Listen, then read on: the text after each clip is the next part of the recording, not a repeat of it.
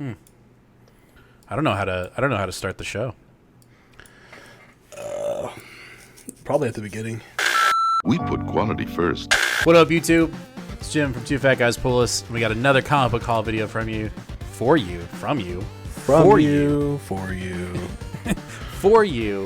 because it's Wednesday, and we always have comic book haul videos on Wednesdays. So, yeah, it's for the last Wednesday in April, 4/28.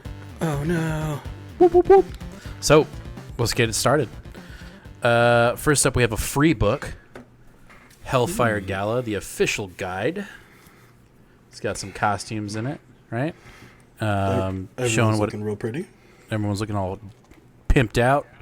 I'm actually really excited about this book, just because it's got cool character designs in it. So Or this Colossus with a beard. I'm for it, dude. I know you don't like it. I didn't say I didn't like it. I'm saying I don't know about it.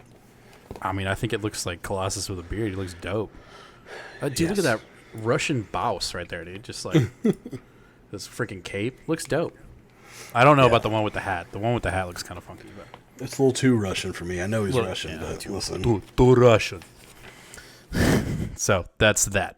After that, we've got Cable number 10. So we are inching closer to the finale of this book. I believe what ends at 12. 12, yeah. But get all the Phil Noto you can, because Yeah, it's about to go away. Go away. Go away. I think we're hopefully going to get some Old Man Logan, and we're dealing with... Nope. Old Man Cable. That's right. Cable. What am I saying Logan for? And Strife. So, also, this They're all the covers... same. I think this is my cover of the week. Damn. I mean, it's pretty good. I think it's my cover of the week, so... I haven't really done a full check down, so we'll see. All right. Well, But next up, only 2 X books this week. We've got New Mutants number 17. Let's see if yet again we're gonna have another $3.99 triple issue big giant book. my guess is yes. Yes, and I'm totally okay with that. Yeah. I think we're gonna get some more Shadow King and see what he's up to, being super creepy with the kids in the forest. Creepy with the kids. Yeah. Also, I know I've said it multiple times, but Rod Rice doing the art on this book is fucking phenomenal. After that, we've got Beta Ray Bill number 2. Oh my gosh. Oh my gosh, this is a better cover than Dodo. So I don't know. It's pretty good. I don't know if it's the better cover, but it's pretty dang good. yeah, I don't know either. Either way, Beta Ray Bill on a journey to find Odin, so he can get himself a new all weapon, or a weapon. I don't know. We'll see. But I'm super stoked for it. Johnson's just kicking ass right now, and I can't get enough of it.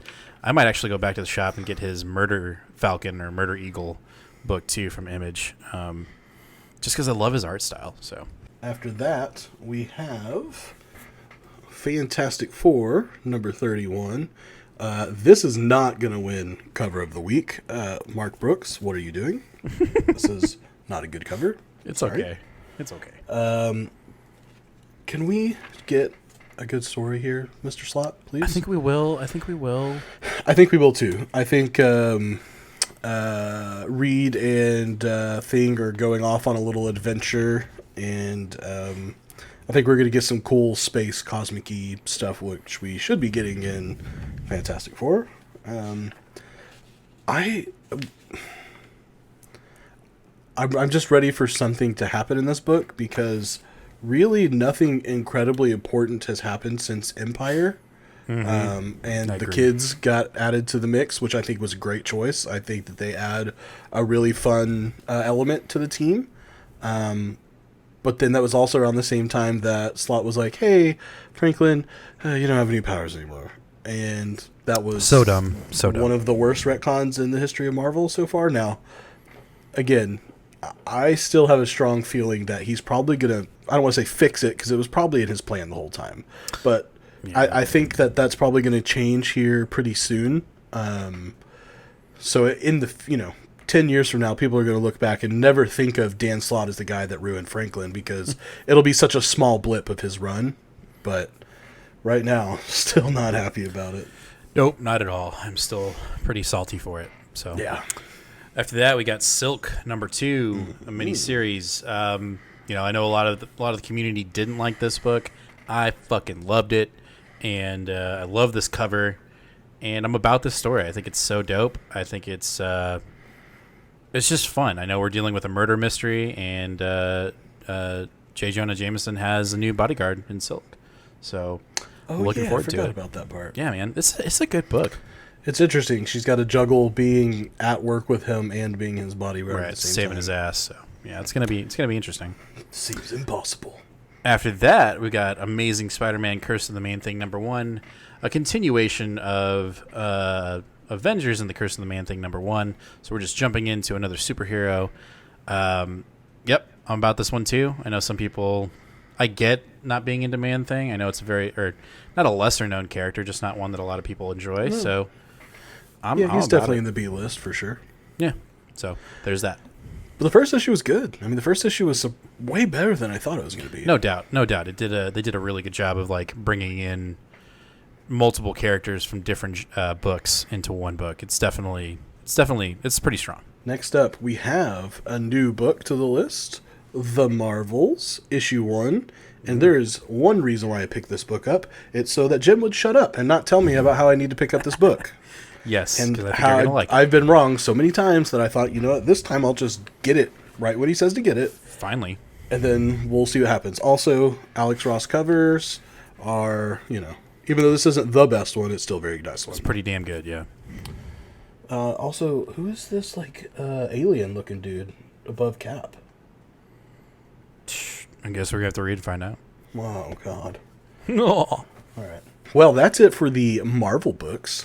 Mama next up, Marble. we got some DC goodness. DC. Action Comics 1030, my man Philip Kennedy Johnson, taking on a new arc in this book. Now, if you haven't heard the news... We should save it. You know what? We should save it for when we do DC solicitations.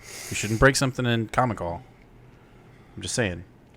Let's just give them a little taste so that they click on another video. If you haven't heard, something happens, and you can tell by my tone that I don't approve. He's not happy.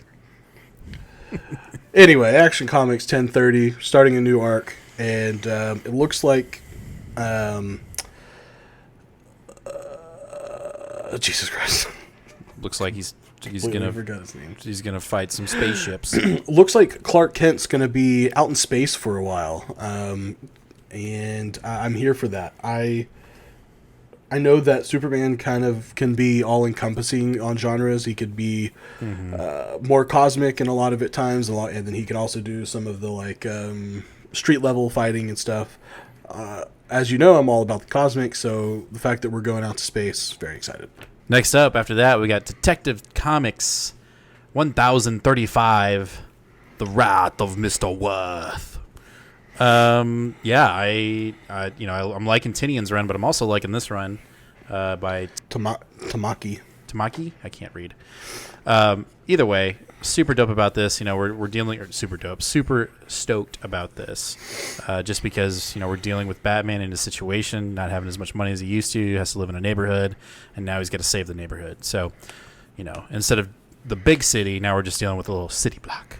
But I'm excited, and also I love this cover too, and the artwork in this I know is pretty good too. Yeah, I've enjoyed it so far. After that, we've got Harley Quinn #2. Also very intrigued with this book. It's I don't know if it's a miniseries. I think it's actually an ongoing. I think so too. But we're dealing with who is it? Oh, I had it, and it went away. Mm-hmm. We are dealing with what's his name? Some big guy with a beard. Anyway, he's a well-known DC guy. I can't remember his name, but anyway, we're dealing with Harley just trying to make a way in this world and trying to figure out what she really wants to do. So, excited about this. Yeah, I am probably still not going to pick up this book, but I'm almost through catching up on Tinian's run on DC or on Batman. Yep. And her kind of character arc in those two arcs are pretty cool, pretty intriguing. I like the character development there, so Nice. interested to see where they're going from here. Cool. After that, we have Robin, #1. Another book that I thought was a miniseries, but apparently it is an ongoing. And we're going to see if Robin can find the middle ground between his mom and his dad. He's, not sure if he wants to be this deadly assassin or if he's going to, not kill people because, Bruce Wayne's always like, you can't kill people. Can't do that. My actions result in tons of people dying, but I'm not going to be the one that kills them myself. Totally makes sense. Anyway, it was between this, for me, it was between this and the next book. I chose this book because it seemed a little bit more intriguing for me personally. Speaking of the next book, it's Teen Titans Academy #2. We are getting a book full of Red X. I am super stoked.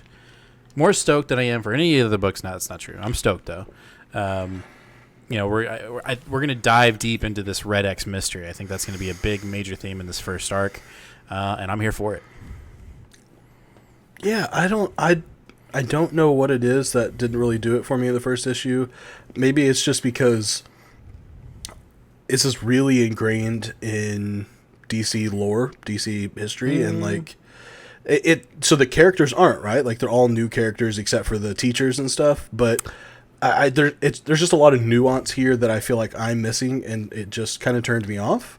I think what would help, I'm just throwing this out here. I don't have to do it, but you're always saying, like, whenever I say, like, you should read this, you should read that.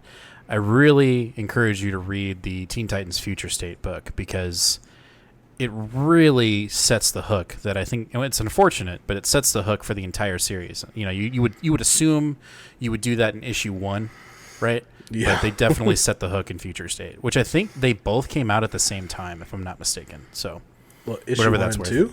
No, Future State issue and Teen Titan Academy #1. I think they both came out at the same time. I don't know. Just saying. After that, let's get into some independent goodness. We've got Berserker #2. I feel Yes, like I feel like issue 1 came out like 3 months ago. It's been a minute for sure. I am curious to see if it's going to be as bloody and ridiculous as the first issue. I almost wonder if like that first issue they were like, we got to do something to really like set the mood. Yeah. And then maybe the second issue we're going to get a little bit more exposition and story building. That's what I'm saying. Either way, I'm excited for it. Faux show. After that, we've got crossover #6, the finale to Donny Cates' crossover, even though we know another one's coming out, but it's by Chip Zdarsky. Either way, really excited for this. Want to see where he takes it. I want to see how he concludes it. Donnie has rarely let me down, and I have a feeling in his independence they're just going to be, a little bit more satisfying. So we'll see where Ellipses is. We'll see where the guy with the green gun, with the green bullet, the kryptonite bullet, where that goes. Oh, yeah. It's going to get crazy, y'all. It's going to get crazy. So crossover #6. After that, we've got Department of Truth #8, I believe. Yes. Ooh, yes. Yes. And Scary ass looking cover that with the cover, my goodness. the baby eating devil dude. I peeked in there a little bit. I know we got our original artist back on this book, so I'm super stoked for that. Nice. But overall, man, I try not to do this, but this might be my pick of the week. But we'll have to see. There's no telling. There's no telling. Nope. Because it could be Nuclear Family #3. That's true. A great book by Aftershock that I'm really glad I picked up. We're just going to see what's going on in this bizarro world where our family's been thrust 10 years into the future into 1968, and we're going to have to see how they can maneuver being in this radically different post-apocalyptic world. Seriously, dude. Like, what the hell is going on, bro? Yeah, this book is... I would definitely say, like, if you are, like, a post-apocalyptic kind of fan, but not necessarily, like... we haven't seen any zombies or monsters or ghouls like that, but... if you like the more storied aspect of maybe a Fallout or something, this is probably right up your alley. Yeah. Speaking of monsters, zombies, and ghouls, I've got Helm Greycastle, #1 from Image. Bought this one on a whim. Well, not really on a whim. it was suggested at the end of Home #1 that we reviewed a couple weeks back, and so it's a cast of Latin. Is it Latinx? Latinx writers and artists, and I'm for it. I want to check it out. It's got a D&D vibe, and the cover actually has me really intrigued. And I peeked in there a little bit, and there's some Aztec warriors in it too. It looks like a crazy ass book. So I'm gonna check it out. New #1. It's not a boom #1, but I still think you should pick it up. I think it looks good. So I'll Who's let the you know. publisher? Image Comics. Oh, okay. So, all right. Well, now the next part of our show is what we picked up that may not necessarily be part of our weekly pulls, but just stuff that we've added to our collection. I'm going to kick it off with 2 variant covers and/or third prints that I picked up today. First is a crossover #6 with a tomahawk. Donny Cates has a tomahawk on it. What? This cover is so freaking dope. The colors are on it are great. I've never even read the book, and I picked it up just because it looks so cool. So that's the next thing I got to do is pick up a copy of a tomahawk. So that's my first thing that I picked up. Nice. And then the second variant / not first printing is the third printing foil cover of Berserker #1. Oh, just fancy. that is gross and fancy, and I'm gonna get this one slabbed. I'm doing it. I'm gonna send it to CBCS.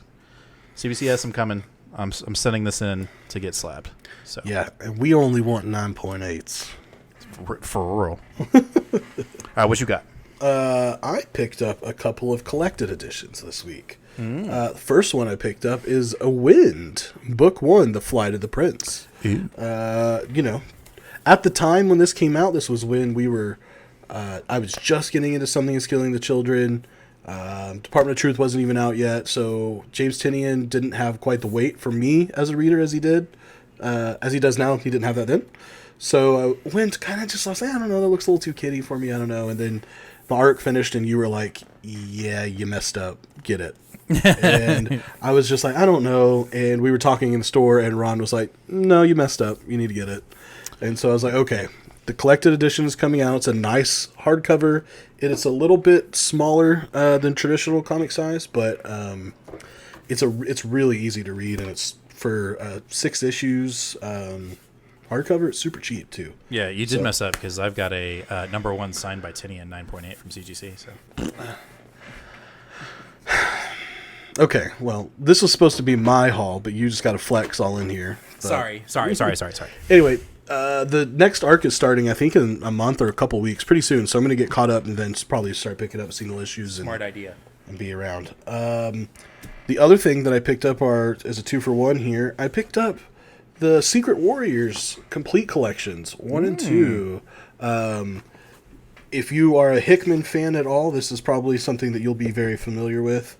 Hickman's, the Hickman verse, where he was really calling the shots for Marvel as a whole from 2006 to, or I guess it was more like 2008 to 2015. This is his big run that starts all of his. It's Secret Warriors, then Fantastic Four, then Avengers, and then Secret Wars. Nice. And so I found these at the sister shop of Collected Keller.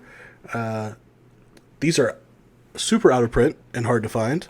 And I got these for a nice little price just because this one's got a little bit of sun fading on it.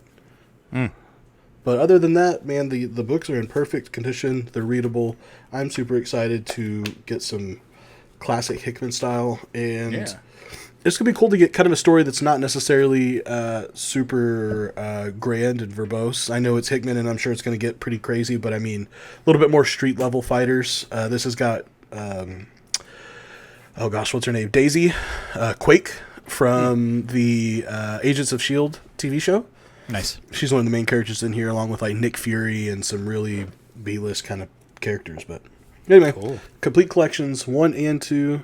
I'm excited to get that going.